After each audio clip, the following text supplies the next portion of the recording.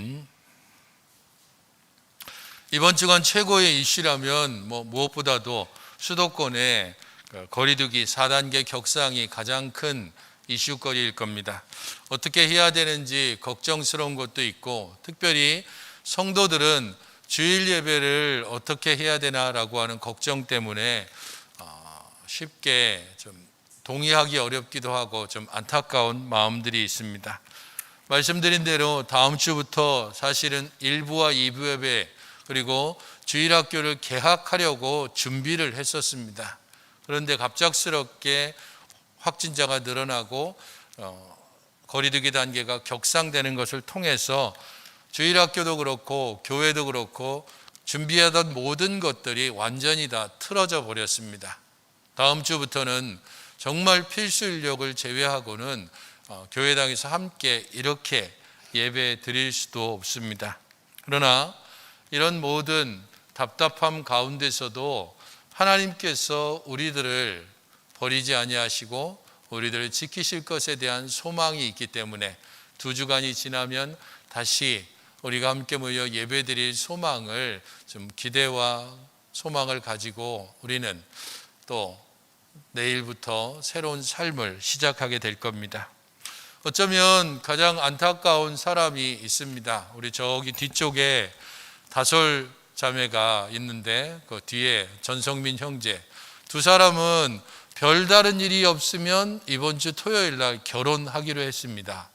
7월 17일 날 결혼을 하고 신혼여행을 떠나고 그리고 신혼집에서 새로운 삶을 시작하기로 했는데 갑작스런 이 4단계 격상 때문에 결혼식이 미뤄졌습니다. 이번 주 토요일이 아니라 10월 2일로 결혼식 자체를 연기할 수밖에 없는 상황입니다. 많은 결혼을 하기로 했던 커플들이 아마도 연기를 하거나 아니면 정말 가족들 몇 명만을 모시고 결혼식을 해야 되는 그런 일들이 있을 겁니다. 살다 보면 예상하지 못했던 상황들이 특별히 우리에게 굉장히 불리한 그런 상황들이 올 때가 있습니다. 납득하기 힘든 사건, 사고, 그 일들이 특별히 내게 굉장히 불리하게 작용할 때 그때 우리는 속에서부터 불쑥하면서 나옵니다. 왜 나한테 이런 일이 일어났는지, 도대체 왜 나만 갖고 이러는지 그렇게 좀 불만 섞인 말들이 튀어나올 수밖에 없습니다. 하나님을 떠나서 그런 일을 당했다면 내가 하나님을 떠나니까 이런 일이 있나 보다 라고 하는 것 때문에 좀 나름대로 조심하는 것들이 있겠지만은 하나님을 신실하게 믿고 주의 말씀을 따르고 그 가운데서 행했음에도 불구하고 나에게 불리한 일들이, 좋지 않은 것들이 연속해서 계속 오게 될 때 그때 우리는 하나님께 대해 의심하거나 하나님의 약속과 하나님께 대한 신뢰가 속에서부터 조금씩 무너지는 경험을 합니다. 좋지 않은 상황 속에서도 하나님을 신뢰할 수 있는가?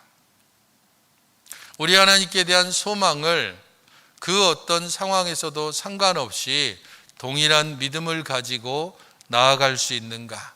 그것은 우리 자신들의 믿음을 통하여 드러나지는 것이고 결국 우리의 삶을 다 살아나고 난 다음에 우리들이 어떤 길을 걸어왔고 어떤 선택을 해왔는지를 알게 될 것입니다.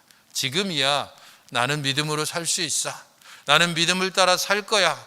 그렇게 결심하고 또 그렇게 살 수 있을 것 같지만 실제적으로 다양한 여러 상황 속에서 우리는 때로 깊은 수렁에 빠지기도 하고 때로는 시험을 잘 이기는 그런 믿음의 든든한 모습들을 보이기도 합니다. 우리는 계속해서 아브라함의 생애를 살펴왔고 그 아브라함의 생애를 통해서 그가 하나님의 부르심에 얼마나 신실했는지, 하나님의 부르심 가운데 그가 어떤 의심과 시험에 들었었는지, 그가 어떤 불신앙의 모습을 보였는지를 살펴왔습니다. 하지만 그런 속에서도 하나님은 아브라함을 인도해 오셨고 여기까지 오게 하셨습니다. 오늘 본문 1절은 아브라함의 나이가 많아 늙었고 여호와께서는 그에게 범사에 복을 주셨다라고 말씀합니다. 그의 첫 출발부터 선택과 결단을 요구받는 삶을 살아왔던 아브라함입니다. 갑작스런 본토 친척 아비집을 떠나라라고 하는 말씀으로부터 내가 내게 보여줄 땅으로 가라라고 하는 하나님의 약속을 받고 내가 네게 복을 주어서 땅의 모든 족속이 너로 말미암아 복을 얻을 것이다 라고 하는 자신의 계획과 상관없는 하나님의 뜻의 부르심을 입어서 살고 있던 우르 지역을 떠나서 하란으로, 그리고 하란에서부터 가나안으로까지 아브라함은 왔습니다. 그리고 이제 그의 나이는 늙었다라고 말하고 있습니다. 더 이상 자기 자신이 주장하고 자기 자신이 무언가를 계획하고 실행하는 그러한 힘이 있지 아니한 아브라함의 노년의 삶에 그가 보였던 또 다른 믿음의 선택을 오늘 우리는 함께 살펴보고 있습니다. 하나님의 은혜를 따라 살아왔던 아브라함이 그의 마지막에 어떤 선택을 함으로 우리에게 믿음의 본을 보여주고 있는가? 하나님께 주신 복의 내용을 아브라함이 다 알고 있고, 그러므로 그는 이제 하나의 선택을 하면서 이렇게 그의 늙은 종을 불러서 말하고 있습니다. 내 허벅지 밑에 너의 손을 넣으라 라고 하는 것은 굉장히 이것이 엄숙한 서약이라는 것을 알려줍니다. 왜냐하면 허벅지 밑에 손을 넣는다라고 하는 것은 신뢰할 만한 관계인 것과 아울러서 그의 가장 중요한 부분에 손을 얹고 거기에 맹세를 하는 엄숙한 의식이기 때문입니다. 이 엄숙한 의식을 하면서 아브라함이 그의 종에게 이야기하는 것은 이 부분입니다. 이 지방 가나안 족속의 딸 중에서 내 아들을 위하여 아내를 택하지 말아라. 내 고향 내 족속에게로 가서 내 아들 이삭을 위하여 아내를 택하라 라고 하는 말입니다. 아브라함이 그의 노년에 그의 마지막 행동으로 그 종에게 알려주는 것은 내가 이제까지 하나님께로 받은 복, 이 받은 복이 이제는 다음 세대에게 넘어가야 된다. 그러기 위해서 다음 세대를 위한 이삭의 아내를 택하는 데 있어서 이곳에서 아내를 택하지 말고 내가 떠나왔던 내 고향으로 네가 가서 그곳에서 아내를 택하라라고 말하고 있습니다. 늙은 종을 택한 이유는 무엇일까요? 그것은 그가 평생토록 아브라함의 삶을 곁에서 지켜봤고 또한 아브라함에게 하나님께서 어떤 복을 주셨는지 목격한 증인입니다. 그렇기에 이 늙은 종은 아브라함이 말하는 말의 무게를 알고 의미를 알므로 아브라함의 대리인으로서 그의 말을 따라 아브라함의 고향으로 돌아가는 것입니다.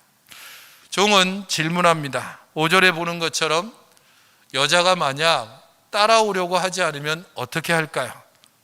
당신의 아들 이삭을 제가 당신의 고향으로 데리고 가서 그곳에서 아내를 구해야 합니까?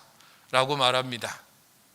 종이 지금 중요하게 생각하는 것은 이삭의 아내를 맞는 것, 거기에 집중해서 묻고 있습니다. 어떻게 해서든지 이삭에게 아내를 얻어주는 일들, 거기에 제가 집중할까요? 라고 묻고 있는 종에게 아브라함은 말합니다. 7절입니다. 그가 그 사자를 너보다 앞서 보내실지라 거기서 내 아들을 위하여 아내를 택할지니라 입니다. 7절 말씀을 보면 아브라함은 그의 생애를 아주 짤막하게 요약합니다. 여호와께서 나를 떠나게 하셨다. 여호와께서 나에게 말씀하셨다. 여호와께서 나에게 맹세하셨다. 여호와께서 이 땅을 내 씨에게 줄 것이다 라고 말씀하셨다. 최종적으로 아브라함이 이야기하는 것은 이 땅을 너의 씨에게 줄 것이라고 약속했다.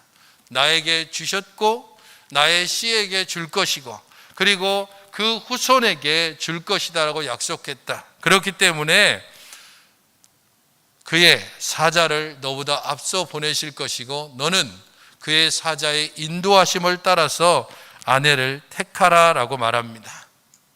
아브라함이 이렇게 확신하는 것은 이전에 이삭을 번제로 바치라 라고 했을 때 그가 경험한 여호와 이레의 하나님 때문입니다. 하나님께서 이삭을 번제로 바치려고 했을 때 순양을 준비했던 것처럼 하나님의 약속이 이 땅을 너의 후손에게 주겠다라고 약속했다면 그러면 그 후손을 위한 아내를 분명히 준비하셨을 것이다 라는 겁니다. 하나님을 경험하고 하나님께 대한 신뢰를 가지고 확신하며 아브라함이 말하는 것은 그가 얼마나 많은 하나님의 은혜를 받았는지를 알게 해줍니다. 바로와 아비멜렉의 손에서 사라를 하나님께서 건진 것을 아브라함은 경험했습니다. 90세가 되고 자신은 100세가 되는 그러한 때에 완전히 자기 몸도 죽고 사라의 몸도 죽은 것을 알고 있는 이 아브라함에게 하나님께서 약속을 따라 이삭을 출생하게 하셨습니다. 이삭을 번제로 바치려고 했을 때 예물을 준비함으로 하나님께서 준비하고 이끌어 가시는 하나님이라는 것을 분명히 보여주셨습니다. 이런 모든 과정을 거치면서 아브라함은 영적인 갓난아이에서 영적인 어린아이로, 영적인 어린아이에서 영적인 청년으로, 그리고 오늘 이 시점에서는 지난번 23장에서 본 것처럼 그는 영적인 아비로 곧 재생산하는 믿음을 후대에 계속해서 물려주는 영적인 아비의 자리에 올라 있음을 알 수 있습니다.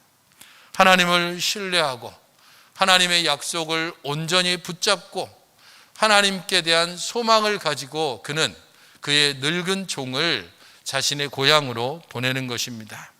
이것은 믿어, 그냥 무조건 믿어라고 하는 맹신과는 우리의 믿음이 명확하게 다르다는 것을 알게 해줍니다. 우리의 믿음은 합리적인 그리고 진리에 대한 확신 가운데서 나오는 것입니다.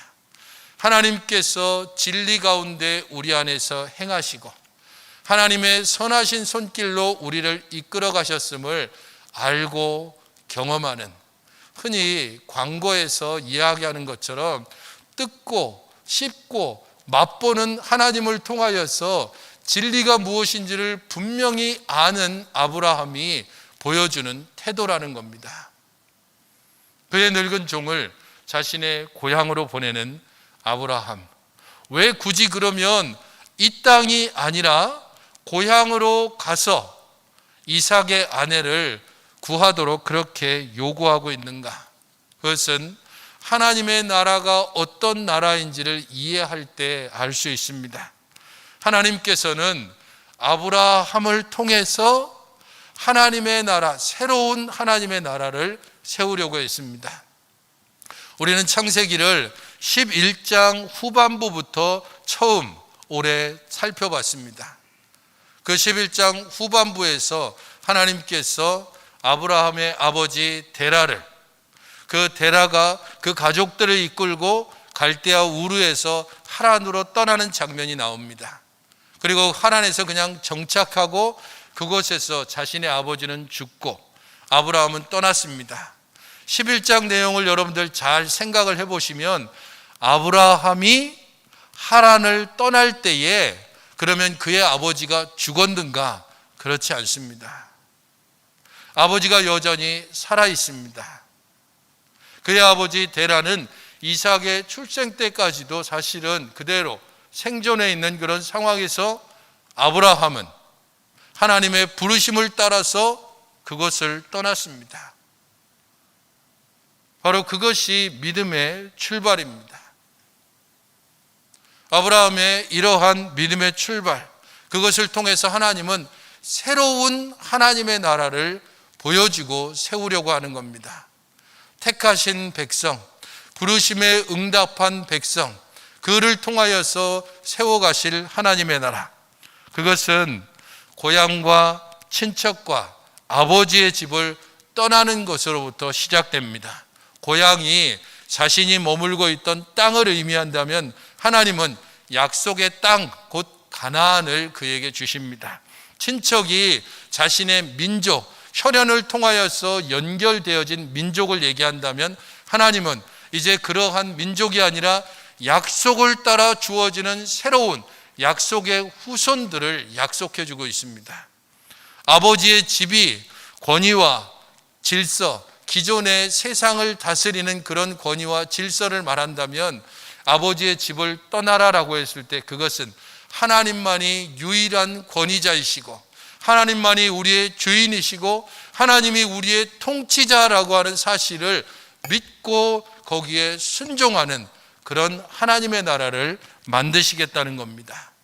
새로운 약속의 땅 가나안에서 약속의 후손들을 통하여 하나님을 아버지와 주인으로 모신 그런 하나님의 나라를 만드시는 것, 그것이 바로 아브라함을 불러 하나님께서 계획하시는 새로운 민족입니다.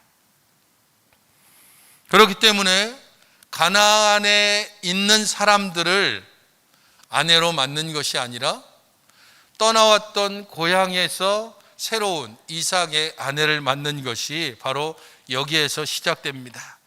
갈대아 우르나 가나안이라 똑같습니다. 그것도 사람 사는 곳이고 그것도 하나님이 다스리시는 땅입니다. 그럼 무엇이 다릅니까? 그것은 어디에서 시작하느냐가 아니라 어떻게 시작하느냐에 가장 중심이 있습니다. 갈대아 우르를 떠나서 가나안으로 오는 겁니다.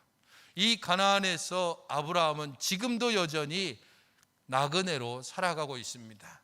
그 땅에 약속을 받았지만 그 땅에 정착한 사람은 아니라는 겁니다. 그런데 만약에 이삭이 가나안 여인을 아내로 맞이한다면 그러면 이삭은 거기에 정착하는 것입니다. 결혼을 통해서 가나안에 이삭이 정착하는 것은 어찌 보면 굉장히 안정감을 얻을 수 있을 겁니다. 이전처럼 떠돌이 생활하지 않아도 되고 자신의 처갓집이 가나안 족속의 유력한 가문이 되면 좀 더 든든하게 하나님의 뜻을 이룰 수 있을 것처럼 생각합니다. 그러나 아브라함은 그것을 단호히 거부합니다.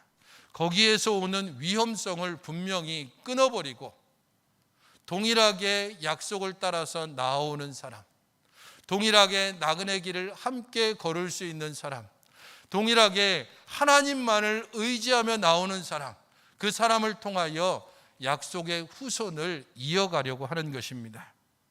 결혼은 평생토록 함께할 믿음의 동역자를 얻는 일입니다. 약속의 동지를 얻는 일이지 결혼을 통해서 신분이 상승하는 것을 목적으로 한다든지 결혼을 통해서 안정감을 얻는다든지 그러한 것은 세속적인 목적일 따름입니다. 우리가 고백하고 있는 신앙 고백서인 웨스트민스터 신앙 고백서 24장은 결혼과 이혼이라고 하는 제목을 가지고 있습니다. 결혼과 이혼에 관한 우리들의 신앙 고백에 대해서 적고 있는데 이 24장은 결혼에 대해서 이렇게 말하고 있습니다. 결혼은 남편과 아내가 서로 도우며 적법한 자녀를 통하여 인류를 증가시키고 거룩한 자손을 통하여 교회를 왕성하게 하기 위해 그리고 부정을 막기 위해 제정되었다. 이게 우리가 고백하고 있는 결혼에 대한 정의고 고백입니다. 결혼은 그것을 통하여 우리가 행복해지고 그것을 통해서 우리가 안정되지고 그게 아니라 이 결혼을 통하여 적법한 자녀를 통해 인류를 증가시키는 것, 또한 거룩한 자손을 통해서 교회를 왕성하게 하는 것, 거기에 이 결혼의 목적이 있습니다라고 우리는 고백하며 함께 나아갑니다. 그렇기에 가나안에 정착하는 방식으로서의 결혼을 아브라함은 거부하고 있습니다.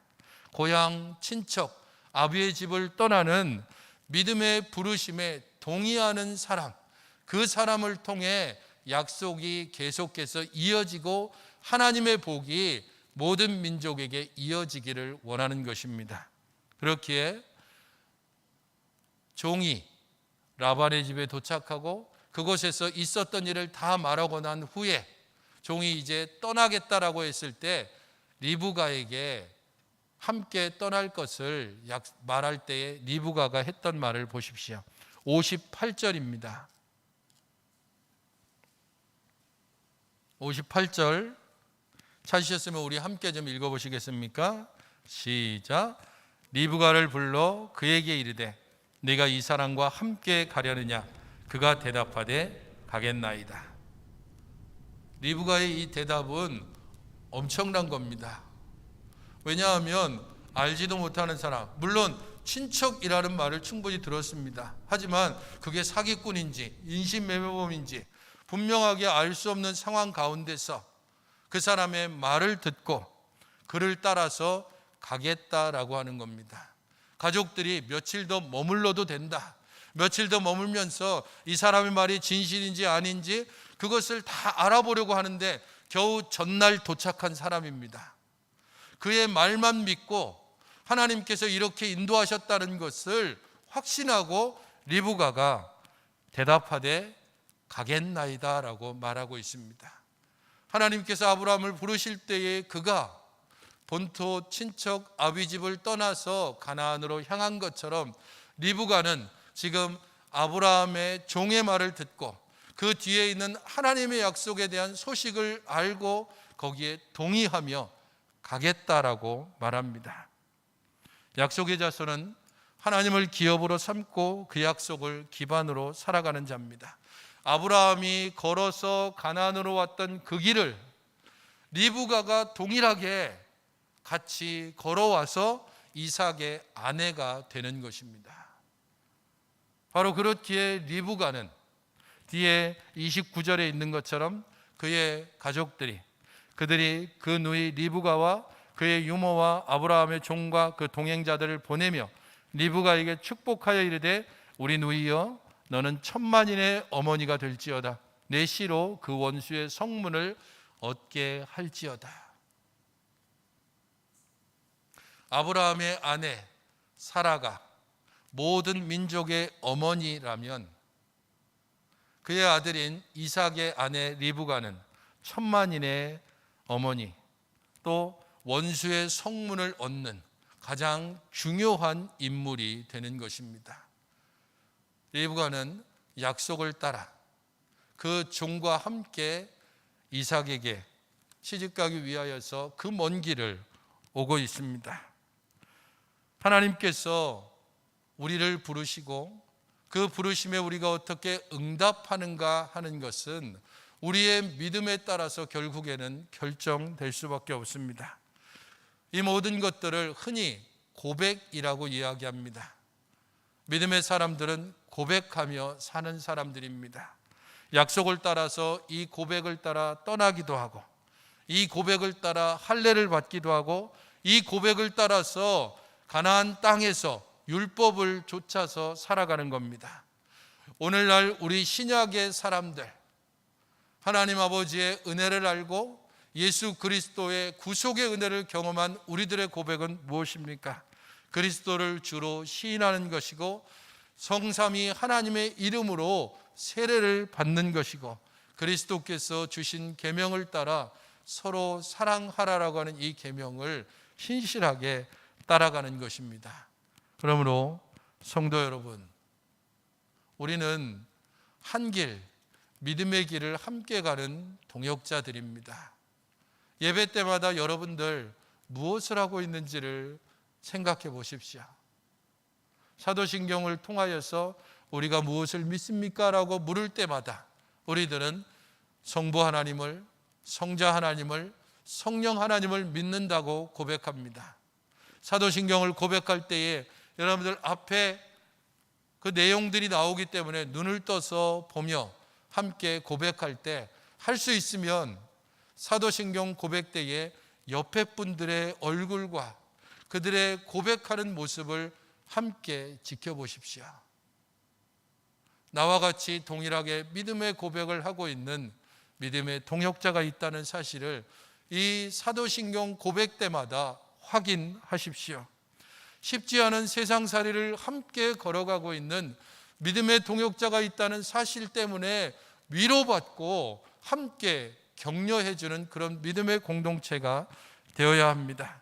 이 땅을 나그네로 살아가는 우리들이지만 이 나그네 길이 홀로 가는 외로운 길이 아니라 함께 가는 동역자가 있어서 위로받고 서로 부축하고 서로 격려하면서 이 길을 함께 간다는 사실을 기억하며 하나님의 부르심에 온전히 나아가는 여러분들이 되셔야 할 것입니다.